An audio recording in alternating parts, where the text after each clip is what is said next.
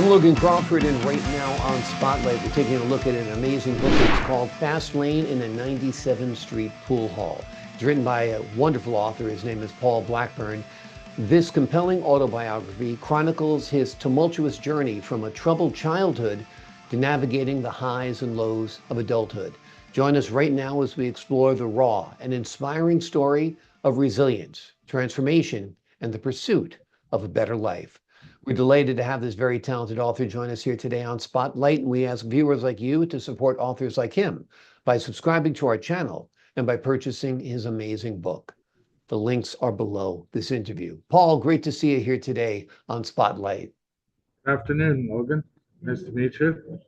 Good to meet you, my friend. I love the title, Fast Lane in a 97th Street Pool Hall. Tell us about the significance of that. Well, at a young age, I grew up in pool halls, and I knew when I was 16, when I was a drug dealer at the Snooker Shack at the Roslyn Hotel. Um, I always had that title in my head for some reason, just because that 97th Street, which the Roslyn Hotel is on, it always seems that that 97th Street has been a nemesis in my life for some reason, and it keeps It's going. worked. It's a Yeah. good title. It's captivating, no doubt. And tell us a little bit about where you were born, where you grew up, a little bit about your childhood. Well, I was the youngest boy of six. My parents were both in the Canadian Forces. Mhm. Um, number five and number six, myself, were born up in Cold Lake, Alberta.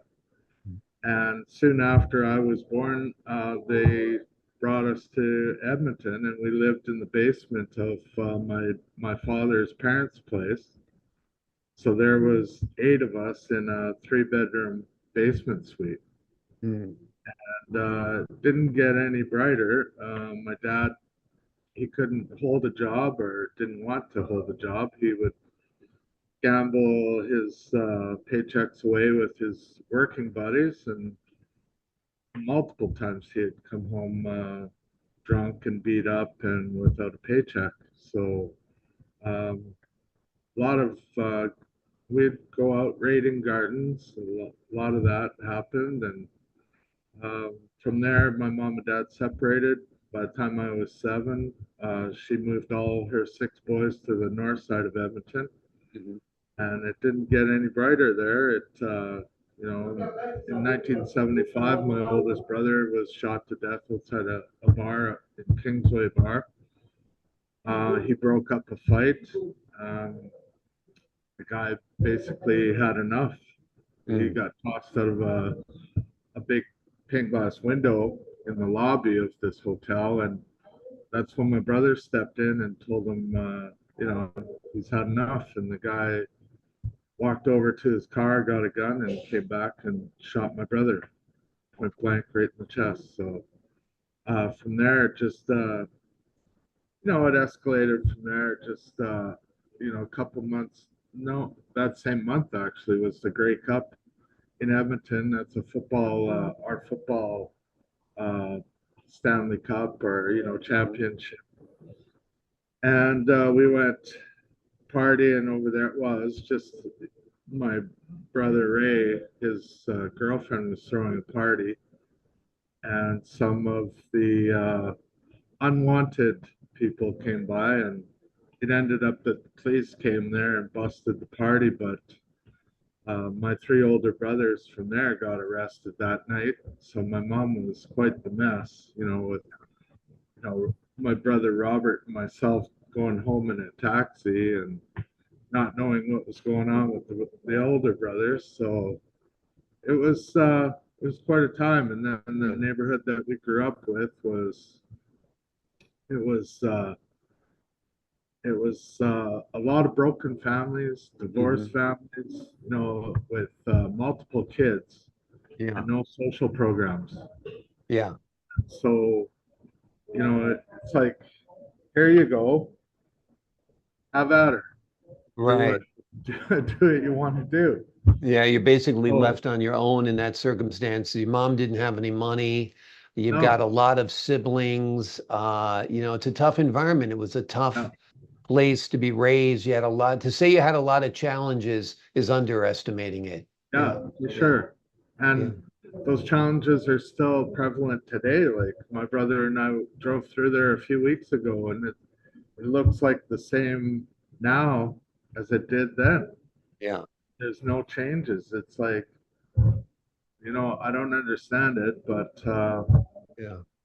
you I know, guess the change, I guess the change has to be within the people there. Like you made a right, change. You're no right, longer there. You know what I mean? I think that's probably the significance. There's always going to be a neighborhood like that with broken families, broken dreams, and lots of troubles. right. But it's getting out of that neighborhood. It's getting Yeah, out of that existence.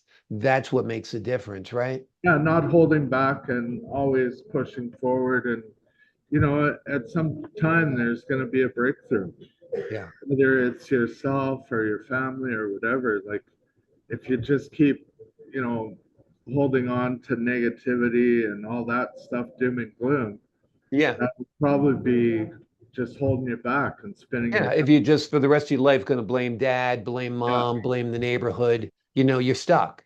You know, exactly.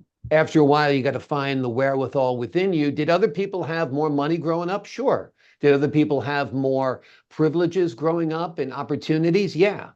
But Yeah. that doesn't mean you can't do it, right? Oh, for sure, for That's sure. resolved, right? Yeah, and you have to keep looking forward, even if the doors may close.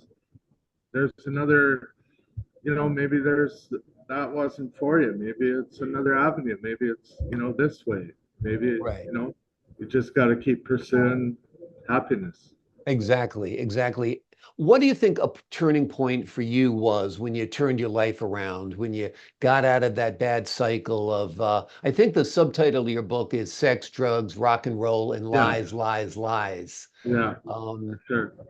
because I guess sex, drugs, and rock and roll, basically, that is a lying lifestyle. Tell us a little bit about that subtitle. Well, a lot of people may think that like when you do or contribute to that lifestyle, that's going to bring you out of your rut Right. or any circumstance, but all it does is prolong it. It Yeah.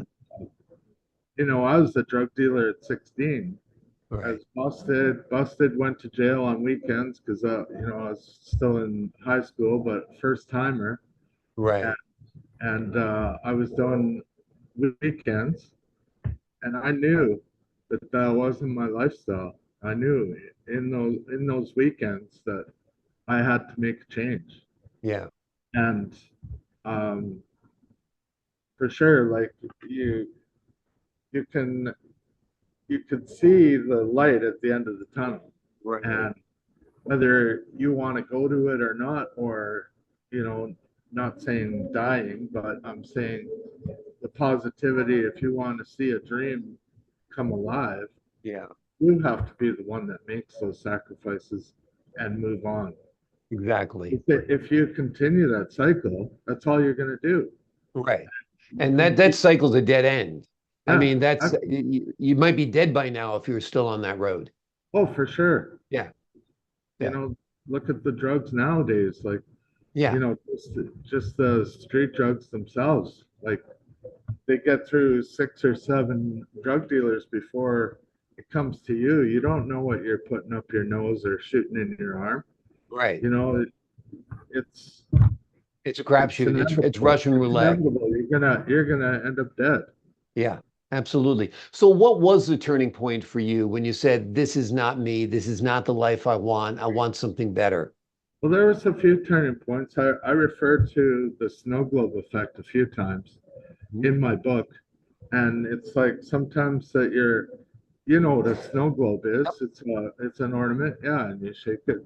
And sometimes you feel like you're in a snow globe, Yeah. and sometimes you can't get out. And at the time when I went to a Guns N' Roses concert, I did a bunch of mushrooms and I smoked some hash, and I ended up I I saw what hell was like that night, Hmm. and I had to make a concrete decision that time to stop doing drugs. Right. And that's what I did. And I stopped, and I went back to the church that I was going to when I was like around 18. Great. And so yeah, that was my choice. Yeah. And you know, it worked. Right.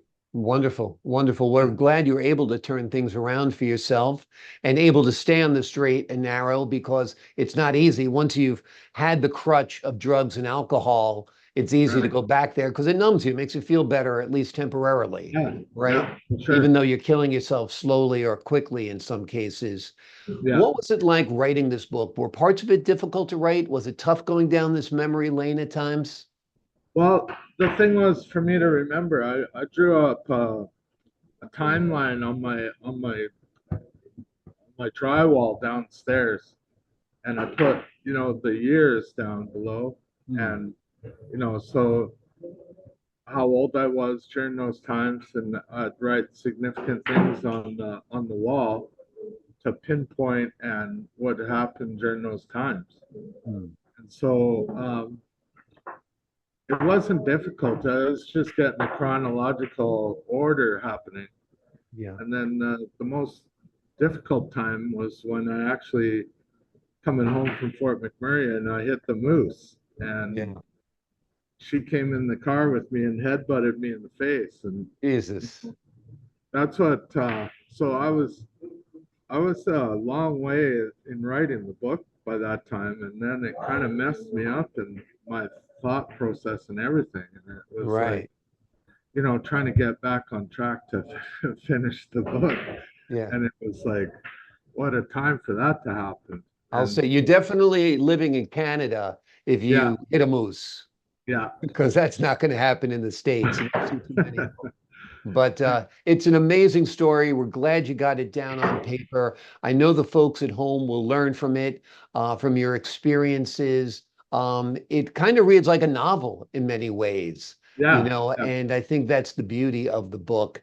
And it's called Fast Lane in a 97th Street Pool Hall. It's written by Paul Blackburn, and it is an autobiography, like I said, that reads like a novel that chronicles his tumultuous journey from a troubled childhood to navigating the highs and lows of adulthood. He turned it all around. You can turn it all around. And I think that's one of the most important messages of this book. Paul, thank you so much for joining us here today on Spotlight. Thank you, Logan. Thanks for having me. I appreciate your time, sir. Enjoyed our conversation. To the folks at home, I'm Logan Crawford, thanking you for your time this time. Until next time on Spotlight.